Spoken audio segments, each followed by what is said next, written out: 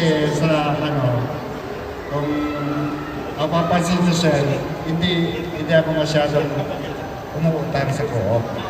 Kasi sa akin kasi, pag-anim pa lang, may nakalaan na akong budget para sa susunod. Kaya kung halimbawa, katulad ngayon, ang laki ng nalugi ko. Pero at least, nakasurvive pa ako. Nakasurvive ako kasi yung last planting, pumasa naman yung seeds ko, then naglaan na talaga ako para sa cropping na ito. Kaya medyo masakit na sa akin na bumagsak yung yung palay ko, halos talagang sa gastos pa lang, hindi ako nakabawi. Kasi sa mga tao lang, bibilad yung palay talagang grabe na ang gastos. Pero at least naman, kung sakasakali nakakapusin, nandyan man ako, willing magbigay sa atin ng Thank you so pauban. much. Yan ba talaga, si Kamsur Multipurpose Cooperative, maraming services. Product and services para po ay mabigyan tayo.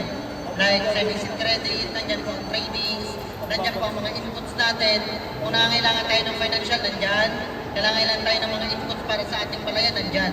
So, ang Kamsur Multipurpose Cooperative is kompleto. Kompleto siya, hindi siya putol. May karagdagan pala kasi nagkausap nga kami sa Kalabanga, sabi niya, kung halimbawa niya sa fertilizer, wala kang magiging problema. Tumutan sa amin kung ano kailangan ng fertilizer. Halimbawa, wala kami, bago kayo gumamit, mga 2 weeks before, sabihin niyo sa amin, ipiprepare namin yan. Kaya ano kailangan natin na samantalang open hand sila na tumulong sa atin ng mga sasingin-singin. Kaya yan, siguro ilang co-op na rin na napuntahan ko. Talagang dito lang ako nakaranas sa talagang suporta sila hanggang sa pamilya natin. Thank you so much. Sir, Ang sa akin siguro mahati ko sa tatlo kung paano nakatulong sa akin yung CPC. Una yung sa personal, pangalawa sa networking at saka sa technical. Una siguro sa personal, maraming kasi unang-una nandun yung mga support ng CPC, nandun yung support ng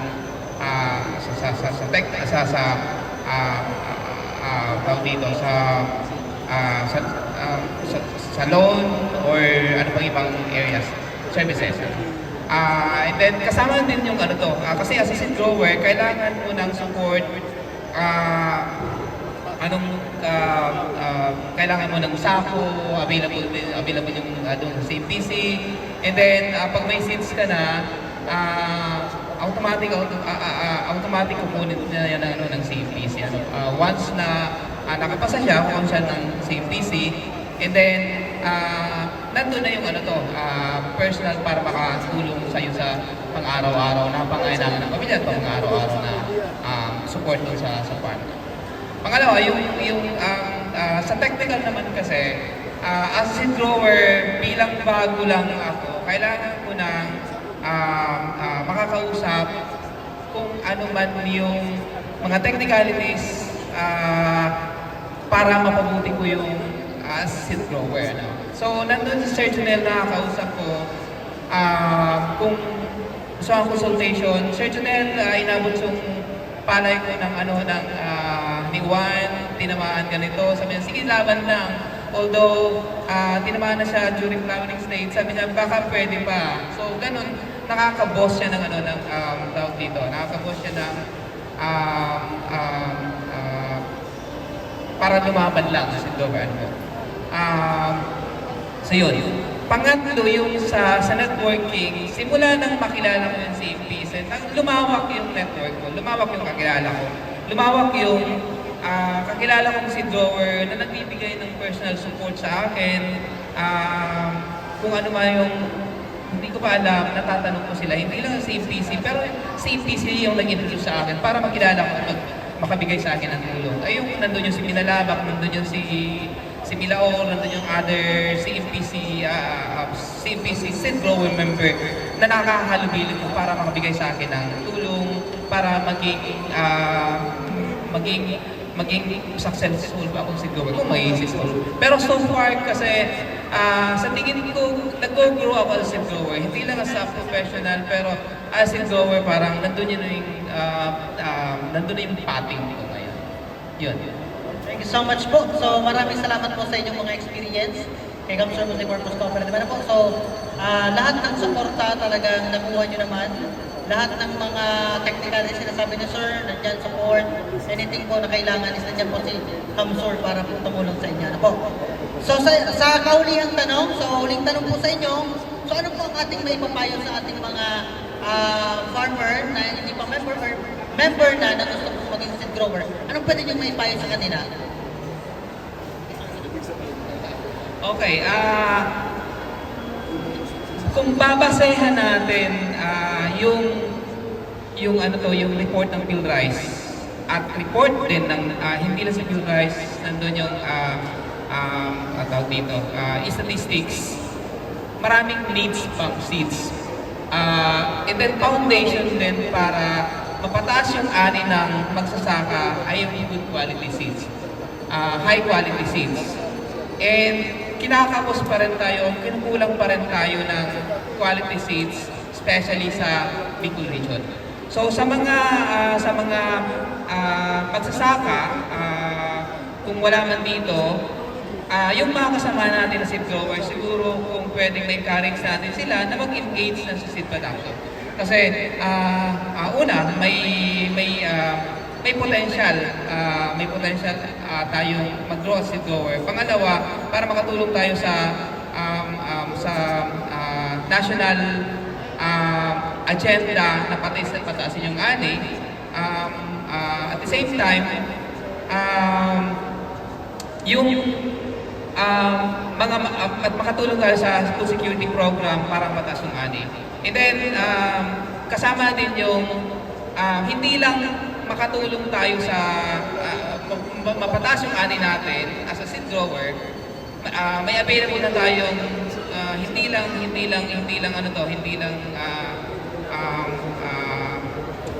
registered seeds. May available tayong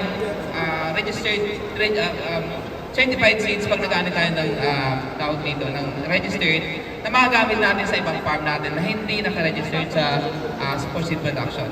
So, may potential yung as a seed grower. Kaya siguro, yung mga kakilala natin na gusto mag-engage seed production, encourage natin sila and then go for seed production.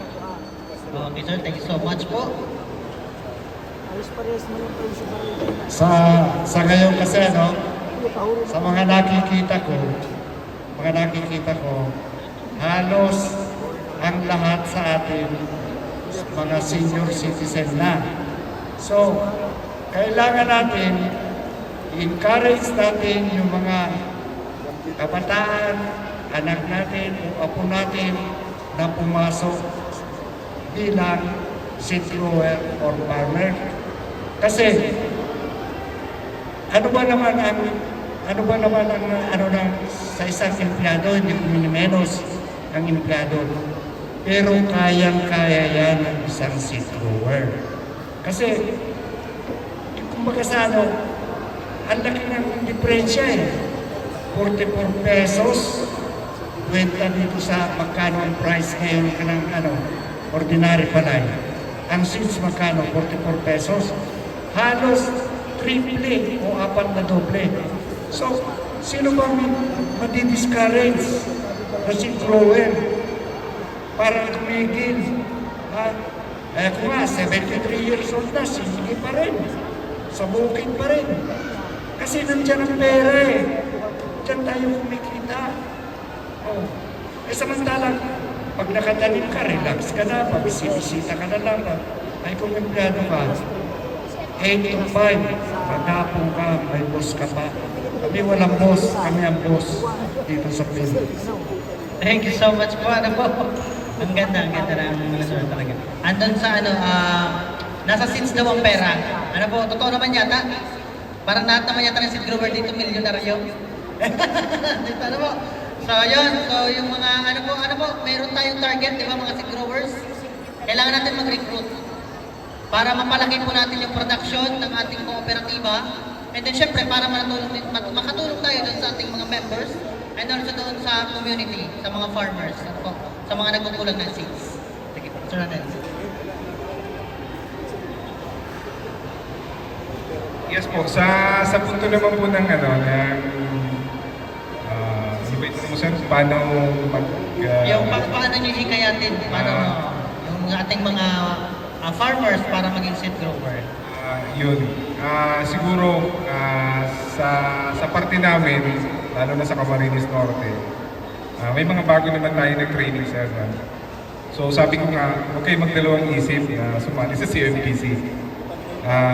Sa nakita ko po, una pa lang nang pumunta kami rito, yung customer service nyo, talagang bilang isang individual, hindi isang membro, ay napakaganda ng customer service ninyo. And then, ang isa pa, thank you sa inyo at least from catering department, down to the management, down to the board of director. Maraming salamat po sa pagtanggap nyo sa amin sa mga taga Camarines Norte. Masaya kami, naging parte kami yung kooperatibang ito. Ang isa pa po ay yung may isi-share ko siguro sa isang pag-a-apply ng mag-member is yung members feedback, yung customers feedback nyo. Napakaganda kasi hindi lang siya pinakikinggan eh. Ginagawa siya ng aksyon agad. Napaka-importante po doon. Kaya masaya kami dahil naging parte kami nito. At ang isa pa po pala, yung lastly ay yung may security. Seguridad yung unang-una, yung pangsalarangan po ng seed production, secured yung aming pinuproduce na naging nandiyan dyan yung PhilRice para agapayan kaming seed grower. Ganon din po ang ating kooperatiba. Kaya masaya kami dahil yun nga, secure yung kapag seguridad ng aming produkto, sigurado rin yung security ng aming pamilya. Na hindi man sa ngayon lang, pagkos sa mga susunod pang panahon. Maraming salamat po. Thank you so much po. Ano po? So, ang gaganda ng mga experience ng ating mga seed growers. So, tatlo pa lang to, lalo na yung iba dyan. Ano po, yung mga experiences.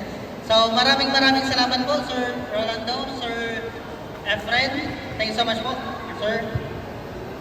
So, maraming salamat po dahil nabigyan tayo ng magandang karanasan kung paano ba maging As an individual sa PhilRice or sa ibang agency. Kaya kailangan ko maghanap ng isang cooperative or association na kilala at saka may connection or I mean may magandang record sa mga agency ito. Kaya hinanap ko iba-ibang cooperative na pwede akong makapili o mag-member. Nakilala ko ang CPC. Although may mga ibang cooperative pero pinefer ko mag-affiliate o mag-member sa CPC. si Sir Efren Cortez. Ano sir, paano mo nakilala si Kamsur Multipurpose Cooperative?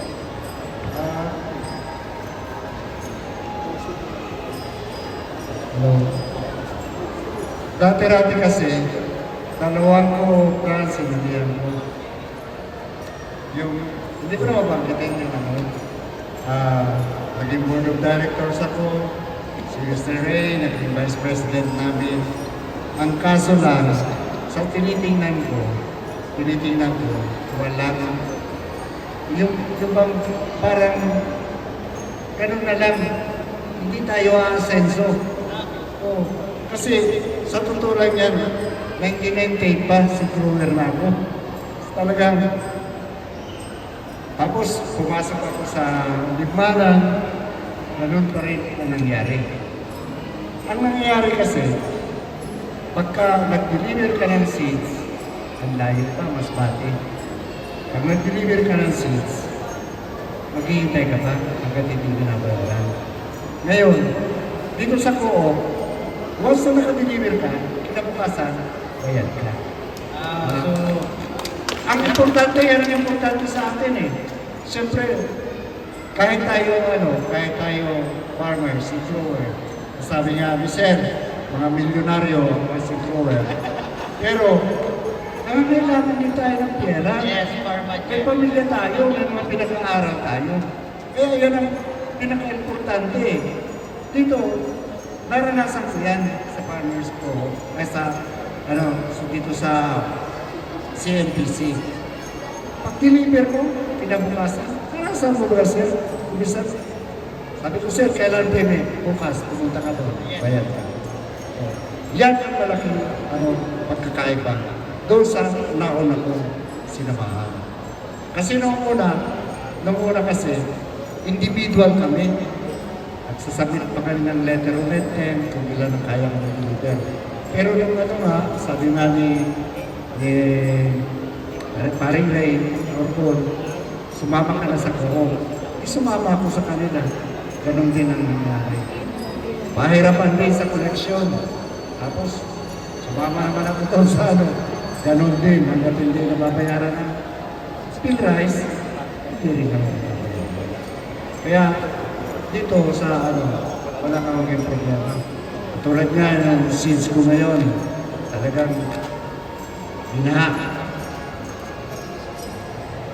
Kahit na malaki yung gastos ko, na-try ko, pero kinuha pa rin ako. Yes, sir. Kailangan. Yan ang malaking pasalamat ko. Sa tamang presyo pa rin kinuha ng ko. Pero hindi na seed.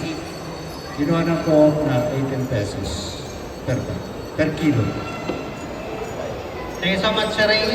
So, magandang experience si Sir Efred o kasamahan niya si Sir Ray noong mga panahon. 25 years as a grower sa 25 years na. 28 years, so ang tagal na po na nagpa-practice sa si grower. So, sunod po si Sir Adel. Yes po, magandang gabon po sa ating lahat. Nakilala namin ito po dahil siguro sa yung isa naming kasamahan ay nakikipag-transaction na sa inyo. True friends, kumbaga. And then nakikita namin yung CMPC, ano ba to? Kooperatiba to, asosasyon, o ano pa mang institusyon.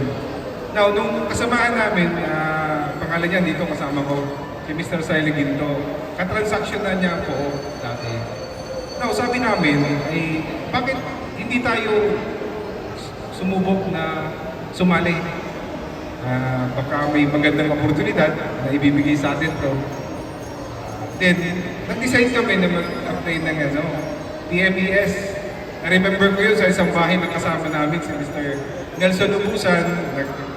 Lima kami ron, nagpakasakali. Ang nag-PMES sa amin noon, hindi ko makalimutan si Ma'am Risa, through online. Yun. Ayan si Ma'am.